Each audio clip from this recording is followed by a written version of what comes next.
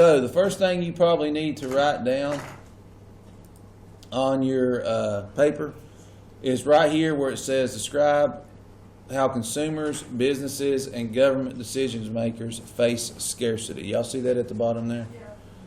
Let me make it where you can read it better. So that we're literally starting with the first SOL, scarcity and opportunity cost. We're just going to get through scarcity today. Yeah, go ahead and write that down, okay? Can y'all see that? Is it big enough for you guys to read?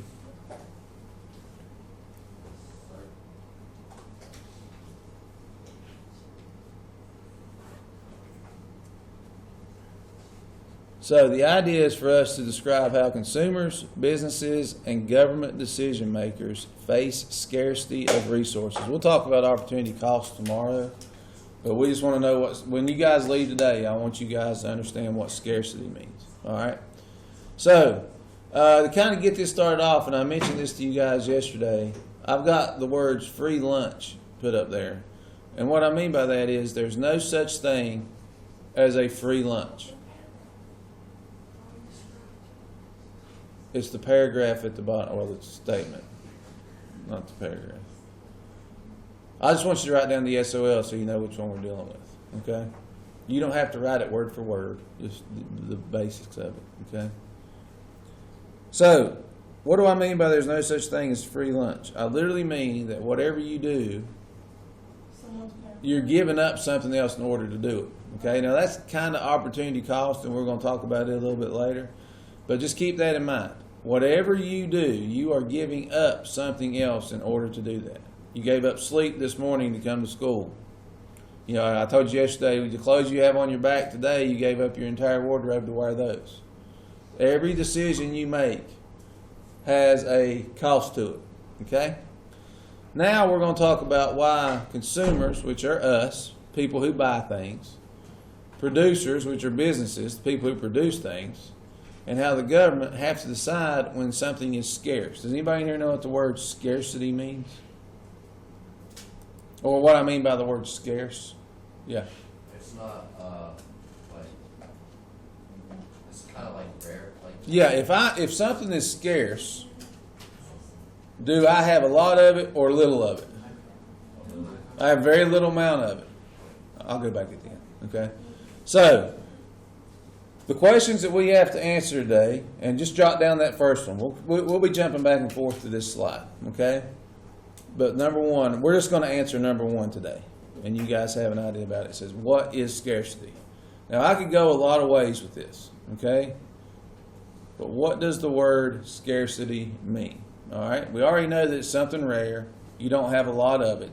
So, let's think outside the box here a little bit. I think I gave you guys an example of Doritos yesterday.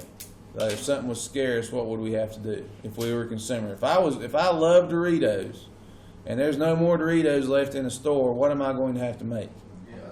I'm going to have to make a choice on whether or not I want to wait on the Doritos or if I'm going to buy another type of chip, right?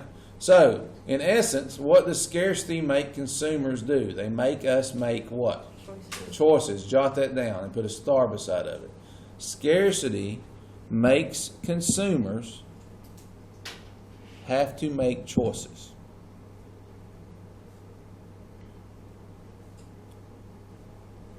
Consumers have to make choices. Now, it's the same concept. If I'm a business guy and I produce something, and all of a sudden one of the resources that I have is really low, and the company that I buy that resource from raises their prices, am I going to have to make a decision on whether or not I'm going to buy it from them, or am I going to have to stop producing? You guys understand that? So regardless if you're a consumer, a producer, or part of the government decision making, scarcity makes everybody make decisions. Okay, that's where the opportunity cost comes in that we'll talk about a little bit later. But, so we know scarcity makes us make decisions, but what is scarcity? All right? So, the first thing I want you to do is look at this. Now, there's a lot of material written right there. We don't have to write all that down. There's a couple of ideas that we're going to talk about, and I'll kind of point at them as we go here. But this is what you need to put. The first thing I want you to do is come over here, and underneath what is scarcity, put down that it is a condition of not being able to have all goods and services. So right there, y'all see where I'm at? It's a condition of not being able to have all the goods and services one wants. Okay? It's the condition of not being able to have all the goods and services one wants.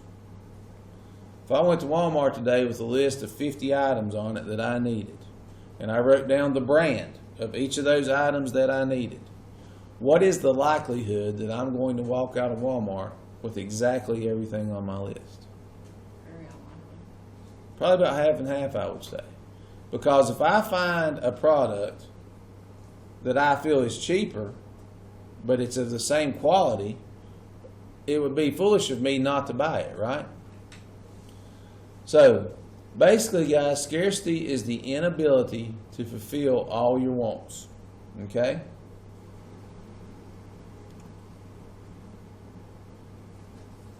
Now, same thing where it says what's under scarcity, I want you to jot this down.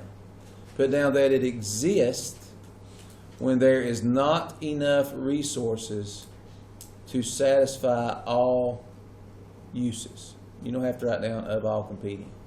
Just put down that it exists when there is not enough resources to satisfy all uses.